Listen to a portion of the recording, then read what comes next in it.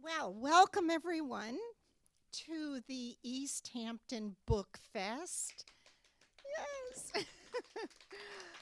And the Storytelling Festival, which begins with the student storytelling at 1:30, April 13th, 2019. And we're so happy to have you all here to listen to stories and to share stories. And sometimes it's interesting to listen to other people tell stories as well as share our own. So I'm going to just warm us all up. You know what that means? Kind of get us ready. And one of the things we do is we kind of get into the mood. So for storytelling, let's just do this. Come on, everybody, let's story tell. And you echo it. Can you do that? Come on, everybody, let's story tell.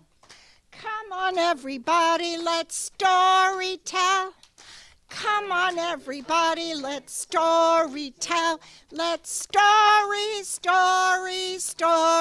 tell. Yeah! Did you get the yeah? Try it.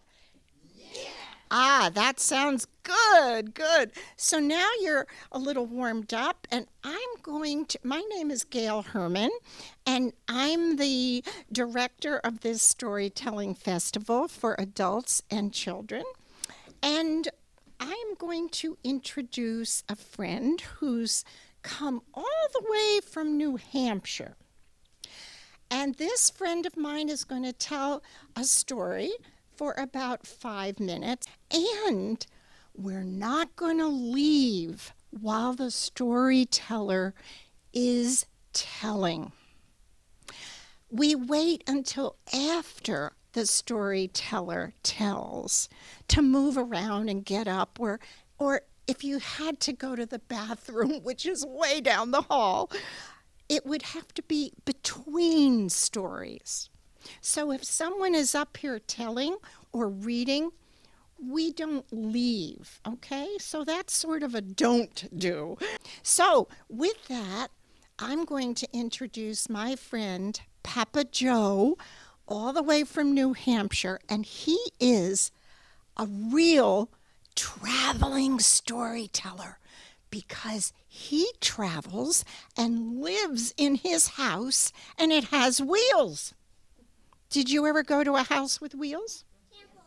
Ah, campers. Well, with that, let's clap, put our hands together for Papa Joe. Why, thank you. I can think of a P. Patience. Oh, so 5 minutes. That sounds like a teeny tiny story to me. Do you think so? Not a very big story, so I'm going to tell you a teeny tiny story. In fact, the story's called The Teeny Tiny Story. You think that's funny? I didn't even get to the funny part yet. Stop laughing. All right. A teeny tiny while ago, there was a teeny tiny woman in a teeny tiny house on a teeny tiny hill.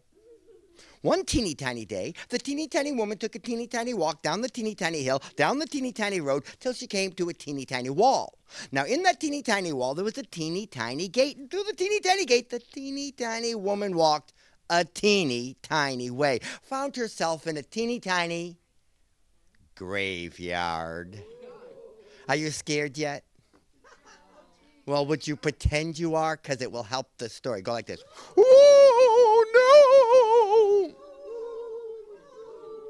The teeny tiny woman walked a teeny tiny way through the teeny tiny graveyard till she came to a teeny tiny gravestone. And at the teeny tiny foot of the teeny tiny gravestone, the teeny tiny woman saw a teeny tiny bone. Are you scared yet? Oh, I see you. Well, just pretend you are. Ooh! Well, the teeny tiny woman took the teeny tiny bone in her teeny tiny hand, and with her teeny tiny voice, she said, "This teeny tiny bone will make teeny tiny me a teeny tiny soup for my teeny tiny supper." Then she put the teeny tiny bone in her teeny tiny pocket, took a teeny tiny turnaround, walked the teeny tiny way through the teeny tiny graveyard, through the teeny tiny wall, in the teeny tiny gate, up the teeny tiny road, up the teeny tiny hill till she came to her teeny tiny house. Went in her teeny tiny door, up the teeny tiny stairs, to her teeny tiny bedroom, took the teeny tiny bone from her teeny tiny pocket, locked it up in a teeny tiny cabinet, climbed in her teeny tiny bed, pulled her teeny tiny covers to her teeny tiny head, and took a teeny tiny nap.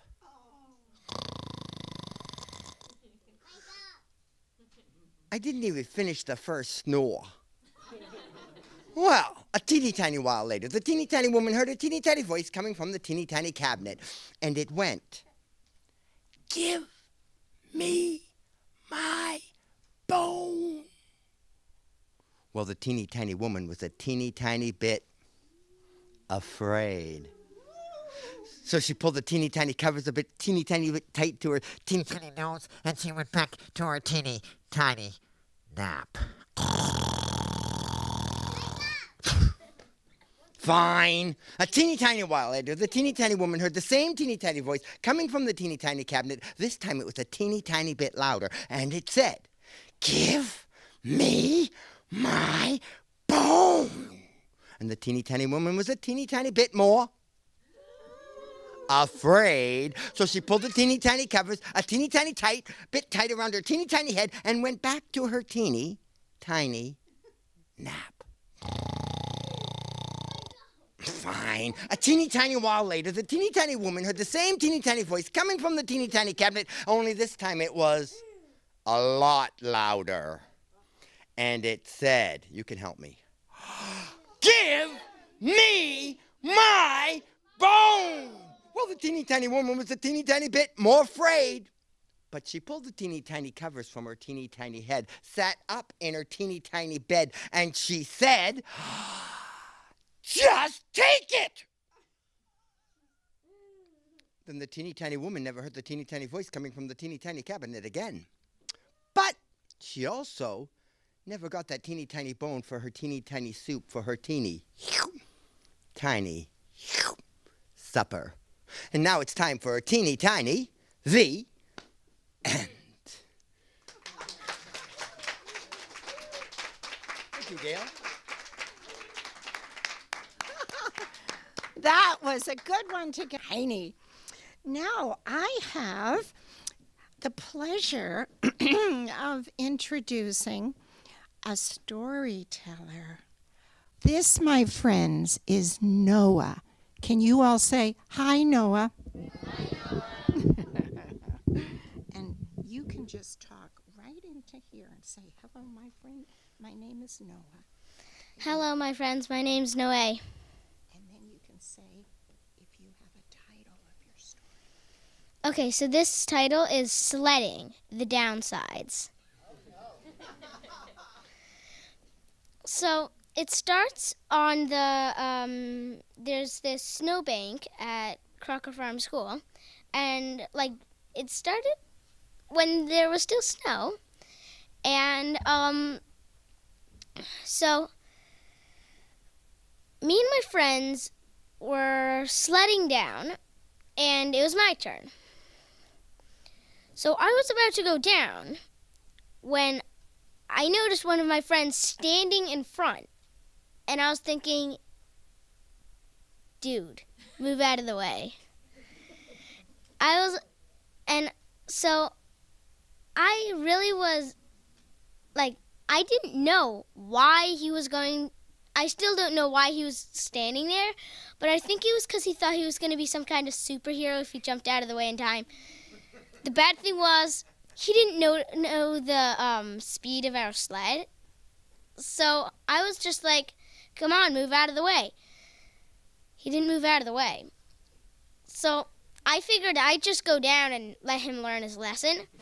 So I let go of the sled, and we went really fast, and we slammed into him, and he went flying, and he went flying out of the way. My brother got a bruise right here, and then he started walking up the hill with this sly smile on his face, and I was like, what the heck is wrong with him?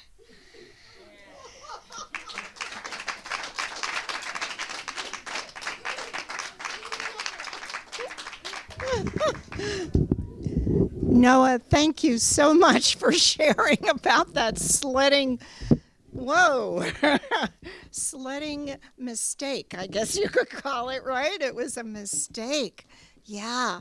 And I'm trying to see, somebody just came in. Come right in. So Noah told a story, and he told about it. Now, Noah probably one day has written it down or will write it down. So sometimes we tell our stories to discover what we really want to write. What do we want to add? What do we want to leave out? Sometimes we write our stories first so that we can kind of have pictures in our minds. And other times we actually draw the pictures. And that's how we remember the story. Right here, it's like we see the images of the teeny tiny woman, right? And the teeny tiny, you just see it. And we see the hill, right, Noah? Yeah. So, but sometimes we are a little afraid of telling about the story like Noah did, and we want to read it for a while. So we do have some people in the audience that are in that category of wanting to read their story. So before we get to those people, is there anyone else besides Noah who can come up and share their story with us? Ah, I knew it. I knew there was someone else. Right. Now, do I have your name down here? Oh, Brendan, right. Brendan is, and you're from Hadley, right? What school? Crocker Farm. Crocker Farm. And Noah, what school were you from? I forgot. Crocker Farm, you said that. So we have two people from Crocker Farm. And if I could mention this, Brendan and Noah. Brendel. Yeah. I got it right that time. Brendel and Noah are students of Matone, right? Yeah. In the 4th grade. So third grade, well, I'll get it right. 3rd grade, and I want to ask you rather, to give him another welcome applause, okay? So say your name, please. My name is Brandel, and this is a story about when I came to the United States.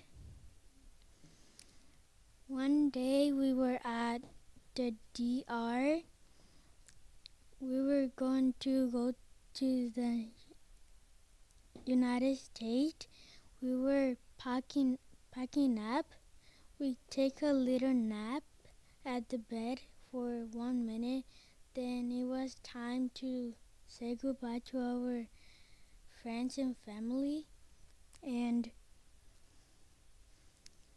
we said goodbye to our family, and we went to the airport, and we flew into the airplane, and it was kind of like sleepy, and my family got sleepy, and I was trying to sleep, but I couldn't, and I was so sleepy, and I couldn't sleep. So when we came back, I was sleeping in the car, and when we got home, I was kind of like a little bit tired, so I get a little nap, and that's the end of the story. Let's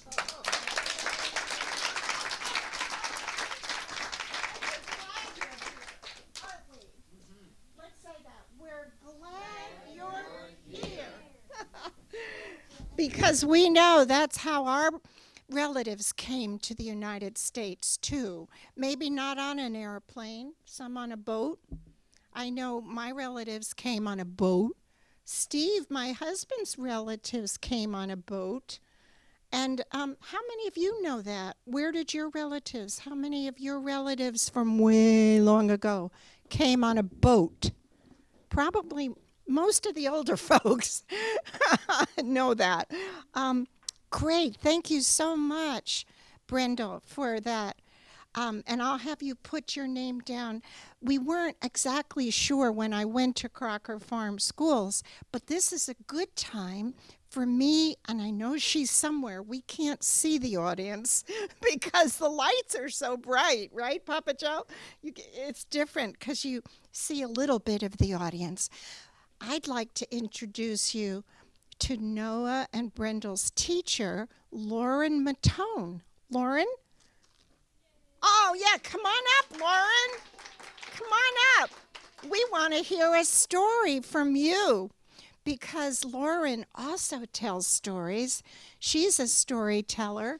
Oh, my goodness. And as a matter of fact, she won one of the story slams for the adults, right? No. Never won. Never won. Okay. But I'm Wrong. But she should have won. So, Lauren, take it away. Tell us a little story, maybe the turkey story. I will tell you the turkey story. So, how many of you like to ride your bike? How many of you are lucky enough to ride your bike to school? I'm really lucky because I teach at a school and I can ride my bike to school. Now, in the mornings, I ride on the bike path, but then I have to get off the bike path and pass all these farms to get to Crocker Farm School. And on one of these farms, there was a turkey, a great big male turkey. And he would walk around every day when I passed him, making sure that his female turkeys were all taken care of every day. So one day, and I'd even see him in my car and think, that's silly turkey. Well, one day I was on my bike, and I saw him in the road, and I thought, this isn't safe. So I slowed down, and I tried to let him go over to the side of the road, and he looked at me with those little beady turkey eyes. He wasn't going anywhere. So I thought, I can't leave him in the road. He's going to get run over. I don't want him to be some turkey dinner. The girls needed to protect him, I guess. I guess they could protect themselves, couldn't they? But there he was, his beady eyes. So I kind of moved my bike over a little bit more, pushed him over.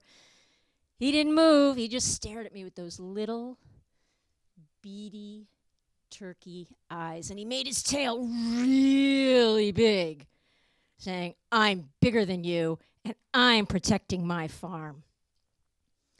I tried to move her over again. He still wouldn't move, and I looked at my watch, and I thought, I have to get to school. I'm going to be late. I guess he'll be okay. I hope he'll be okay. So I put my feet back in the pedals, and I started to pedal. Now, how many of you have a rear view mirror on your bike? Yeah, I don't want anybody to run me over. But I look in my rear view mirror as I'm pedaling away, and do you know what I see? Oh, yeah, that turkey. But if you've never seen a turkey run, here's this turkey following me.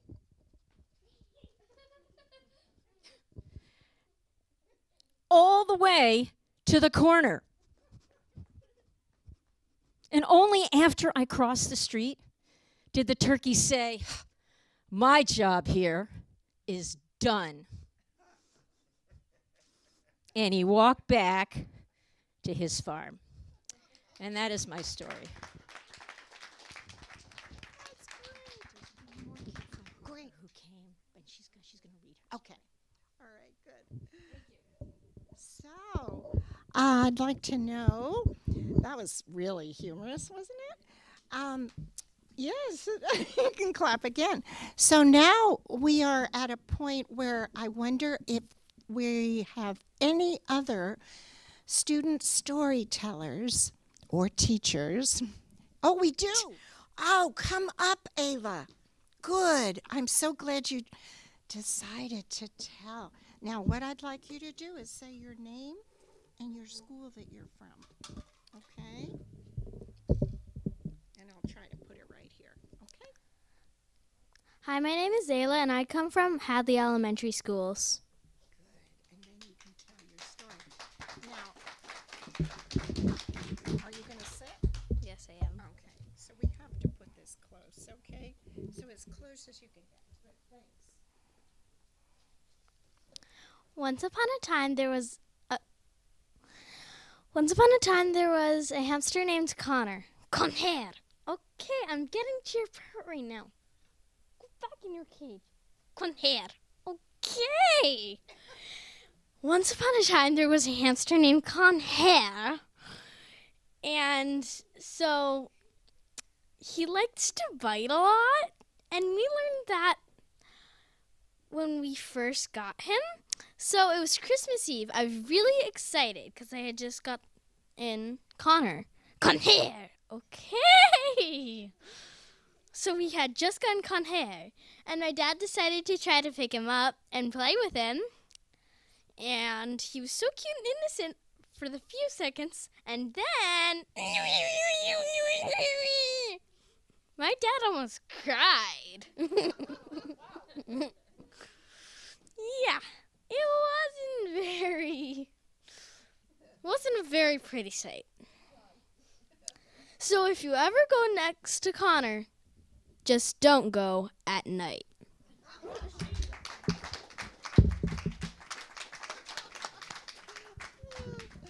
That was great. Yeah, I really enjoyed being at Hadley Elementary School. They have an after-school group, and some of them are very interested in telling stories as well as writing. So now I think I can open it up to those that are going to read, unless there's anyone else that is going to tell. Oh, yeah. Oh, sure. We'll wait. Then who would like to be the first teller? Okay, Jonah? Jonan. It's okay, that happens a lot. I know, it's so annoying. You'd think adults would know. It's Jonan. Can we all say, hello, Jonan? Hello, Jonan. Okay, good. So, first of all, show of hands. Do any of you know who Waluigi is? You. You? Well, for those of you who don't know, Waluigi is basically just, if you take Luigi from Super Mario, but he's really tall and evil and purple. Okay, that's all you need to know. Today was the day Waluigi had just moved into the neighborhood and was excited to meet some new people. Wait, cried Waluigi, confused. Where am I? Waluigi, not knowing he was in an airport located in the U.S. Stop narrating me! Waluigi cried in anger as he headed off to the plane. Excuse me, sir. You have to get on the plane now, said a monotone employee. We don't want you to miss our flight, or we will get bad reviews online. Oh, said Waluigi. Stop narrating me! It's getting annoying! Freaking. Now, where is this flight headed? Asked Waluigi. New York City, sir. Waluigi looked confused. Where's New York City? Is it like a desert world, an ice world, or what? It's in New York, sir, said the employee, who wanted to leave quite badly. After that, Waluigi got on the plane and arrived in New York City. Wow, this is disgusting, said Waluigi, disgusted. A guy then walked into him and said, Hey, watch it, pal, said the New Yorker. Waluigi got very angry. Oh, yeah, then let's go, cuz. And then the man got frightened. Waluigi was getting stronger every second, until finally he said, It's Waluigi time, my boy, as Waluigi shot a laser at the guy and blasted him into space. Waluigi felt pretty good. But the good feeling turned soon, I cannot talk today, soon turned to guilt, as he thought, Oh no, what if they send me to jail? What's it like in jail? I don't know. Hey, what's the meaning of life? And other various questions. But then But then when Waluigi was done head rambling, he realized that he had head rambled for too long, and he had a medal on his chest because apparently the guy that he destroyed was apparently a murderer. Who knew? The medal on his chest, as in big bold letters, said, "Did good." It was made of plastic, like it was for a child. Waluigi then complained, and "I'm not that short, I'm pretty tall," Waluigi cried. So then, he was kind of sad, so he walked down on the street to, I don't know, maybe find some food or something, but then he fell down a pothole because, if you didn't know, there aren't any sidewalks in the Mushroom Kingdom, so he didn't know to walk there. And then,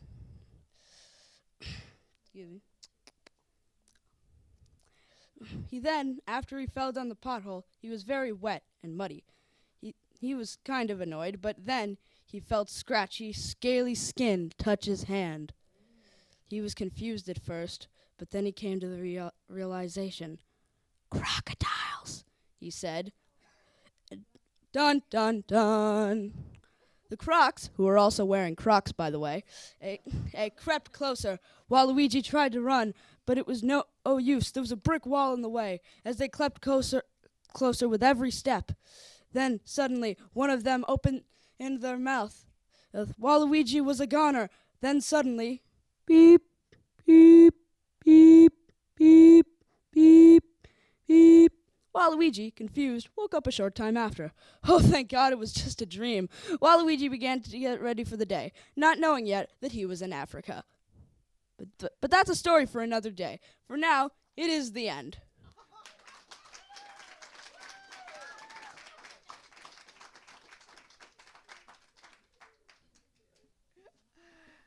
Well, so that was, oh yeah, your book, right. That was our first budding writer. And, we've had a lot of stories, teeny tiny women, an immigration story, a sledding story, a hamster story, and now a kind of fantasy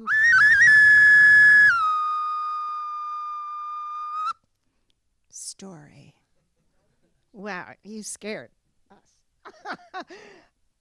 So, next we have our first teller. Would you like to come up, Isla?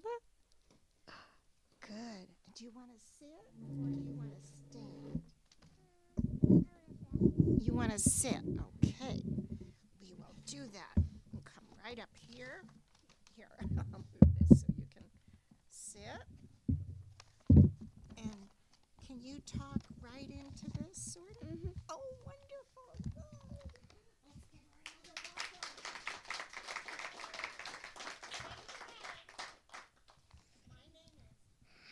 Hi, my name is Rosha, and I don't really go to school because I'm homeschooled, so I can't really tell you which school I go to.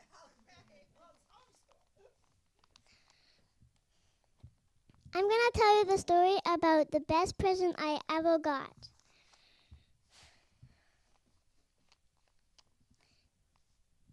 Once, when I was 3, I was shopping with my mom at a store, and I saw a pretty remote control unicorn with pink, purple, and blonde hair and purple wings.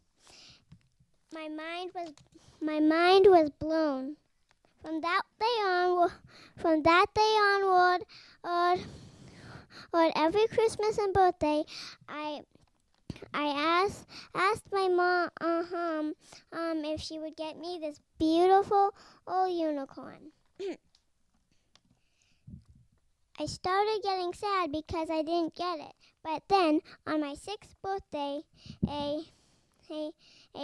what my mom had for me, it was a really surprise. She had called all our family and friends, and every one of them given a little bit of money to buy this beautiful thing. I screamed with excitement.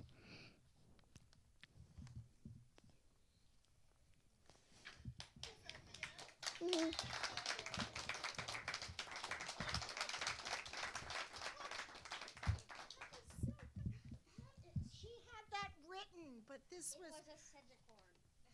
It was a what? A sage-acorn. It had a horn and wings, Amen. There's different levels of unicorns. Yeah. Right. Okay. Well, thank you very much, Rosia. Right. Let me move this so you can get out of the way. Yeah. Now, Rosia Boyd, I'm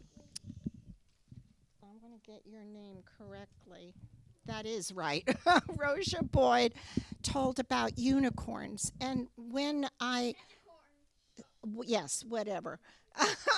I made an announcement earlier that the person who did the unicorn story made up a story about a unicorn.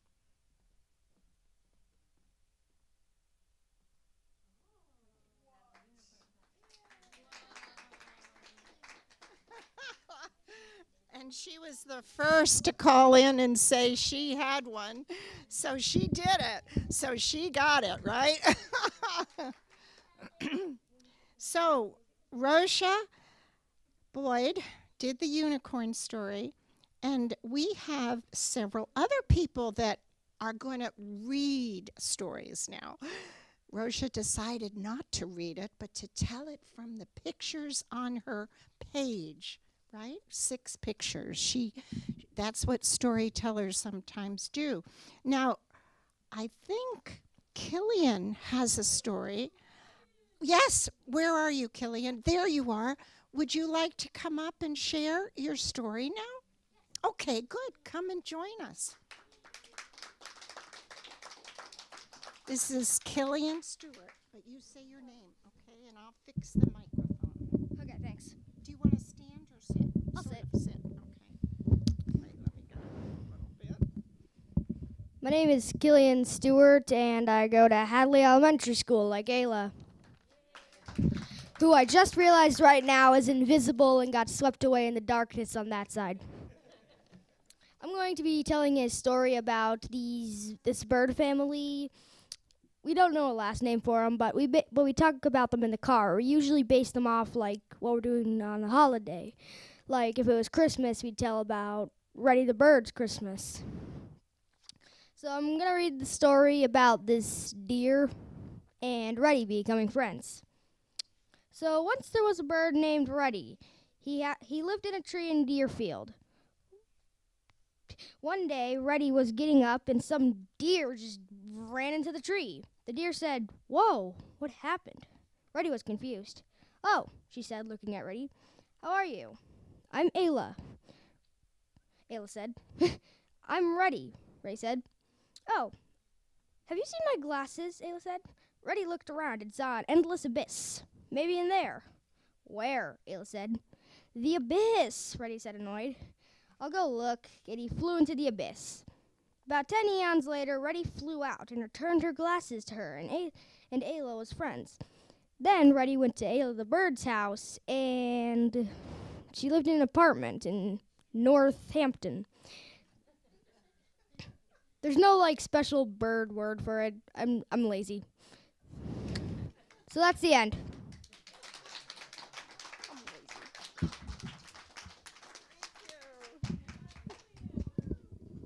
Thank you for adding the bird to our stories. Killian has a friend, Ayla. Did I say it right, or is it Ayla? Ayla. And she has a story to read for you. She is in 3rd grade, too, and she's from Hadley. Oh. The hamster one. Got it. There's not 2 Aylas. There's only one. Only one. So then I don't have any other students on my list unless there's 2 more. And there's 2 over here. So they must have decided after I made my lists.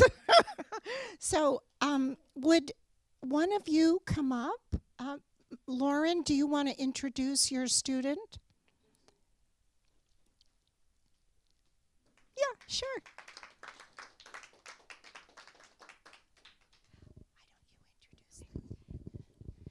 So do you want to sit or do you want to stand? Okay. So Josie is another third grader in my class who joins Noe and Brandol. I've been fortunate to be their teachers and watch them grow and change as storytellers. And we're doing a unit on fairy tales, and you are reading your fairy tale. All right. So give a good big hand to Josie. That went well. How's that? Good.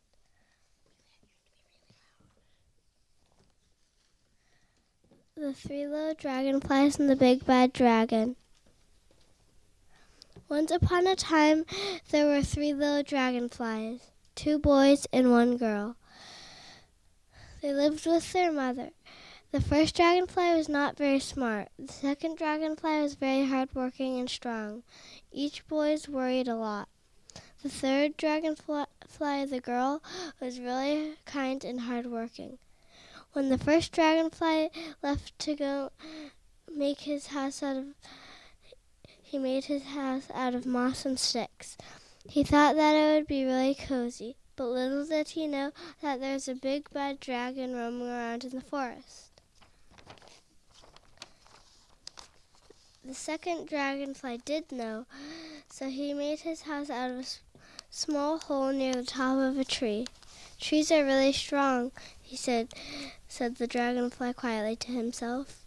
Over in the field, the third little dragonfly was building her house of big, bright flowers of every color. She already knew that there was a big, bad dragon. Meanwhile, the dragon was approaching the first dragonfly's house. As soon as he saw the dragon coming, he ran straight into his house and shut the soft door. Little dragonfly, let me come in. No, no, no, not by the tip of my wingy wing. Then I'll huff and I'll puff and I'll burn your house down, yelled the dragon. So it huffed and it puffed and it burned the house down. Meanwhile, the second dragonfly was building his house. He was putting pine needles and dry leaves in when the first little dragonfly came zooming out of nowhere and zoomed straight into his newly built house. As soon as the second dragonfly went in his house, the big bad dragon came. Little dragonfly, let me come in. Not by the tips of our wingy wings, we will not let you in. Then I'll huff and I'll puff and I'll burn your house down. So he huffed and he puffed and he burned the house down. Meanwhile, the third little dragonfly was just putting the last touches on her house. The house was finished by putting a bright red rose on top of it. It was a very pretty house. But as she was about to fly up and put the rose on top, her brothers crashed into her unfinished house. The big bad dragon is going to come and eat us all. He's going to find us, and he's going to kill us all, they cried. First of all, started the third little dragonfly, the dragon is a she. Second of all, she is not bad. She is my best friend from when we were little. She was your best friend, cried the brothers together. Just then they heard a knock on the door. Who is it? Asked the third dragonfly. Only me, said a voice. Come in, said the third dragonfly happily. Then the dragon came into the flower house. Ah, screamed the 2 brothers. I'm not scary, said the dragon. Oh, said the 2 brothers. That's what I was trying to tell you all along. But you wouldn't listen, said their sister. Well, why are you running after us then? I was running to the third dragon's house, but your house has got in the way. Why were you huffing and puffing? I am sick. I was going to ask for medicine of the third dragonfly's house, but I keep sneezing. You need medicine? I have medicine, said the third dragonfly. Can I have some? Asked the dragon. Okay, replied the third dragonfly.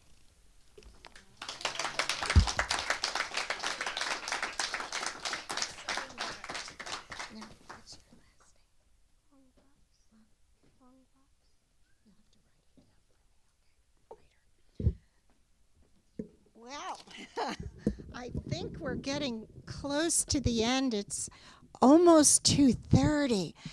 And I know there's a few more readers. So where are my other readers that Lauren mentioned?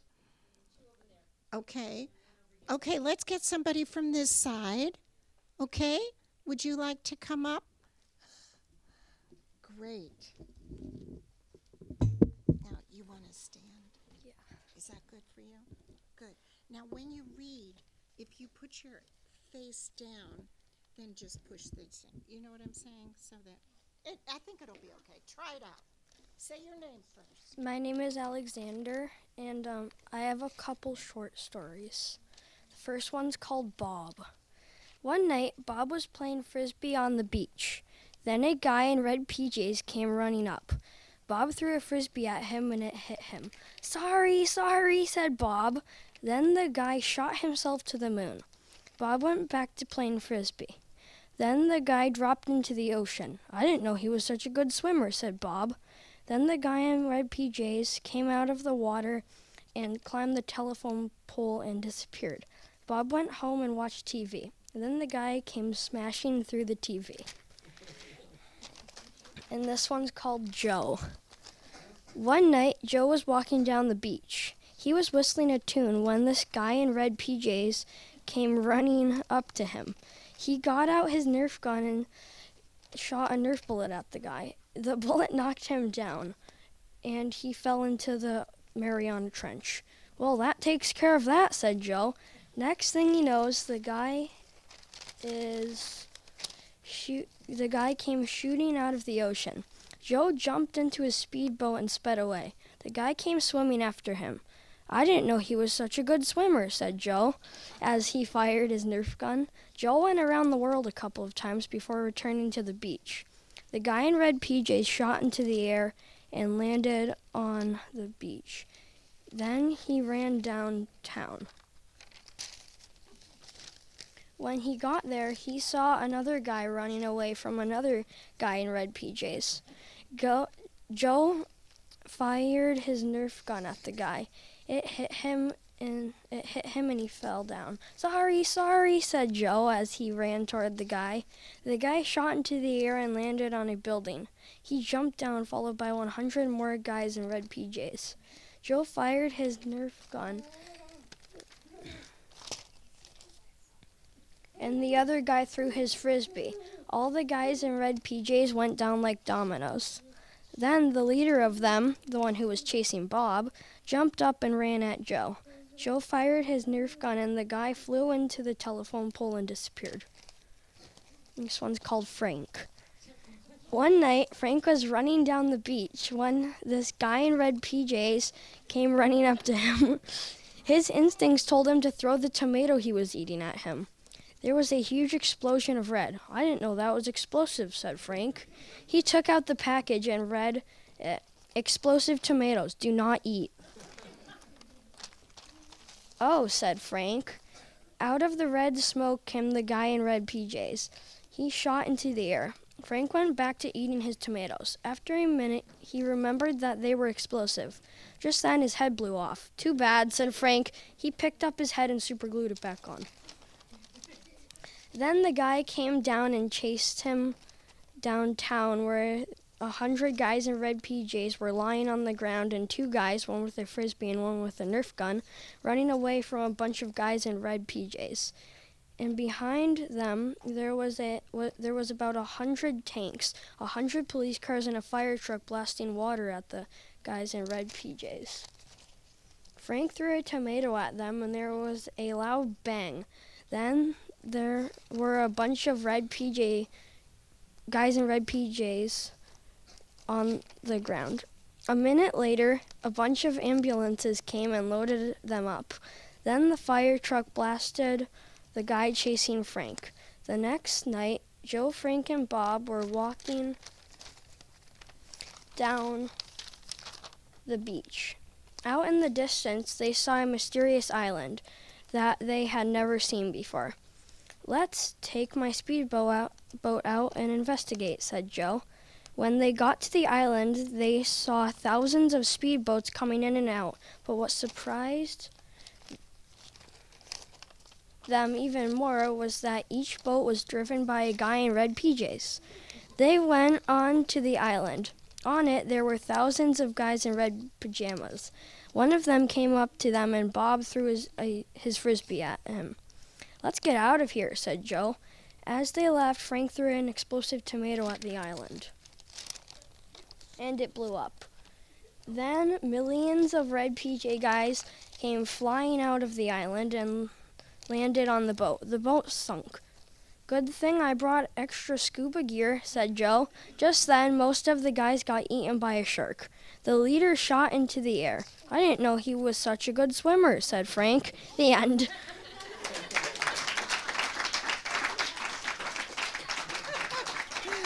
Thank you, Alexander Cook. Thank you very, very much.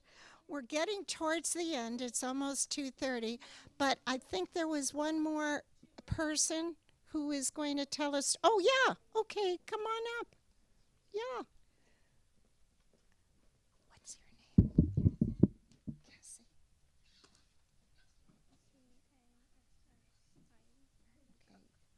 Okay. Good. You can see if this fits. Yeah. Say your name. My name is Cassie, and I'm going to be reading a story I wrote about a girl who goes to America. Goes where? To America from Ireland. Okay. "We're going to America," Mama said. My brother Patrick and I stared at her, open-mouthed. We were in the middle of dinner, seated around the table in the room that served as both our kitchen and dining room, since our cottage didn't have enough rooms for them to be separate. "We're going to live with your father in New York," she said. "Papa. We were going to see Papa. He'd left when I was 7, 5 years ago." "I'm going to find work so you won't have to eat potatoes anymore, Kathleen," he'd said before he left when I'd begged him to stay. "I'll send money to your mama so you can come join me. Don't worry," he'd said as he pried me off his leg. Then he'd walked out the door, waving one last farewell to Mama and me, and he was gone. Patrick was too little to understand, but I cried, and Mama told me that everything would be all right. We would see him soon. But work hadn't been good in America, and we hadn't been able to come. But now he had finally sent for us, and we could go to America. "When are we leaving?" Patrick asked. "1 week," Mama replied. A week. Suddenly I came out of my daydream about America and realized what it would really mean to leave Ireland. I'd never had any other home. Not that it was a particularly good one, since times had been hard. Especially since grandmother had moved in 2 years ago, there had been even less food to go around, because it had to be split by 4 people instead of 3. But still, what would it be like to leave everything I knew? Suddenly I had a terrible thought. "What about Mouser, Mama?" I asked. I knew what the answer would be, but I still didn't want to hear it. Mouser was our cat, who we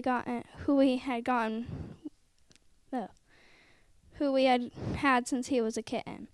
Grandmother had gotten him and given him to me and Patrick as a gift. At first, Mama hadn't liked him, saying we didn't have enough money to even support ourselves, let alone a cat. But then when he'd turn out to be a good mouser, keeping vermin away from the potato and grain store, Mama had warmed up to him. And so that's what we called him, Mouser. And now I knew we would have to leave him behind to fend for himself, and I would never see him again. But Mama's answer surprised me. "He's going to stay with your grandmother," she said quietly. "Grandmother's not coming?" Patrick asked. I was thinking the same thing. We both looked at her. She shook her head.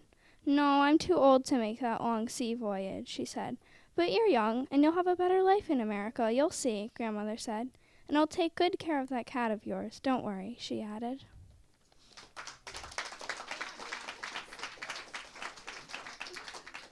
Yeah. Now, I know that some of the students have not ever read in a public setting before. And this is a beginning of what I would like to foster, which is what I did in Maryland for 20 years, we had a student storytelling festival, and children told the stories, because when you tell the story, it comes in a different comprehension area, and it really helps you be a better reader as well as a better writer. You begin to predict where things are going because you know story structure, not just a beginning, middle, and end. No, there's circle stories, wraparound stories, triangle shape structures. And once you begin to sense this, it changes your whole way of reading, your whole way of writing, and your whole way of telling. Now, you said there's one more? Okay, let's get our last but not least storyteller. Yes, would you please do that, Lauren? I'd like you to welcome back Noe and his younger brother Isak for the brothers' telling of The Funny Boy. I will hold the microphone for you. I'm going to tell it. Is it all right if I stay here?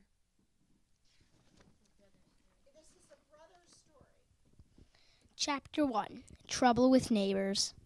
Once there was a funny boy. The funny boy was very crazy. He would sit down on the grass and get electrocuted. The next day he sat on the grass and flew up to the sky. Also, he had a play date with his friend Maury. The funny boy wasn't too nice to him, and he had to go home. After his friend had left, he threw a big fit. He punched one of his neighbors. "You are my enemy," he cried. After that, he went inside and told his mother. But his mother didn't respond. So the funny boy went up to his room. He was sitting on his bed. Tears rolled down his face. He was crying. Chapter 2, Big Mistake. All of a sudden, his neighbors tramped up the walkway with the police. The police came to Mommy and asked, "May I speak to you in private, Madame?" Mommy replied, "Yes, my Sergeant, you may." Then they disappeared down the cellar stairs. 20 minutes later, the policeman came up the cellar stairs and proclaimed, "We have made a decision. You are going to You have broken the laws. You are going to jail." Chapter 3, Jailed. That night, the funny boy sat on his bed crying. He was so sad. He had worked so hard to become a good boy, but it was nothing. He had broken the law. Suddenly, as he was sitting there crying, his light bulb illuminated. He had an idea, but wait, it wouldn't get him out of jail. What would he do? Well, he tried to break through the bars, but it only got his hand stuck. Next, he tries to hit his head against the bar, but it only bruised his head. Then the light bulb did its job once again. He stuck his other hand, and opened a small hole so he could jump out. He ran until he got to a security guard who screamed in rage, "Get to your cell!" Then he kicked him back toward his cell. But the boy went the other way, chloroformed the guards. There, he had a bottle of it in his pocket, and he also had a hanky. Then he walked right out the door and jumped on a bus to head back home. Chapter 4, Apologizing. The second he got to the door, he ran over to Mommy. "My little boy, how did you get home?" So the boy told Mommy all about his trip and about his plan. "Amazing, simply amazing," Mommy replied after he told her his plan. "What do you think about it?" he asked her. "I think my son is a creative genius," she said, hugging him. 30 minutes later, the funny boy walked over to Maury's house. "Sorry for treating you so bad yesterday, Maury. Please forgive me. It'll never happen again. What about having a party?" And of course, Maury said yes. The end. Is this your brother's story? Yeah, I dictated this story for Isak. Oh, so it's for him. I wrote it on I typed it up on the computer, but he told it to me. Did you? Now, what's your I don't know. What's his first name? Isak.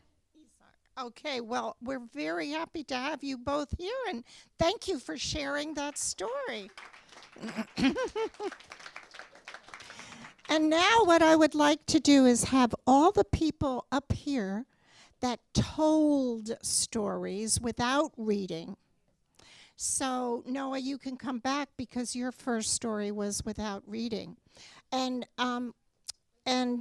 yeah, you told your story from pictures, and you told your story, and there was and Brenda, and who else was there that told their story without reading it? Was there one more? Okay, there were 4 people that took the plunge and actually became storyteller performers. Those of you that read, we're going to have you come up in a minute too, but I'd like to get the pictures. Somebody do that for me who has a good camera and can take a picture of all these people. Brendo, come closer. Let's take a picture of the 4 tellers first, okay?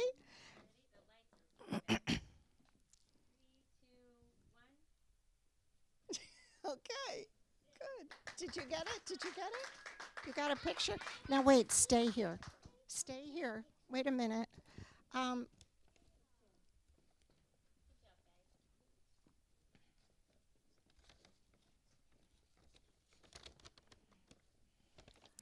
Each one of the tellers gets a certificate to Mount Tom for an ice cream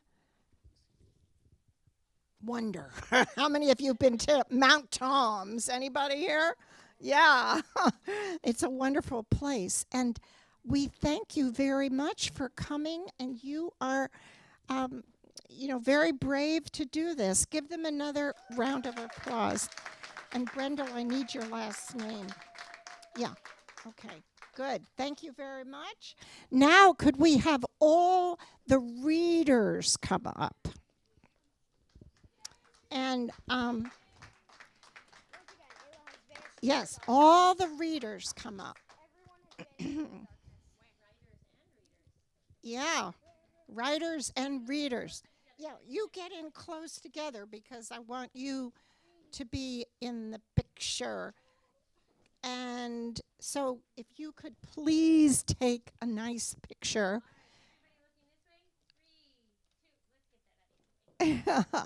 Oh, yeah, right in front of you. Okay, good. Can you? All right, good.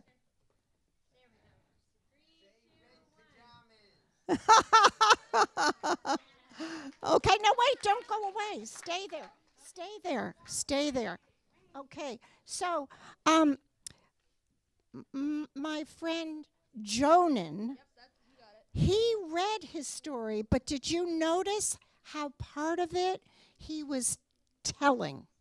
He was looking at the audience. So he is becoming a storyteller. I could just tell.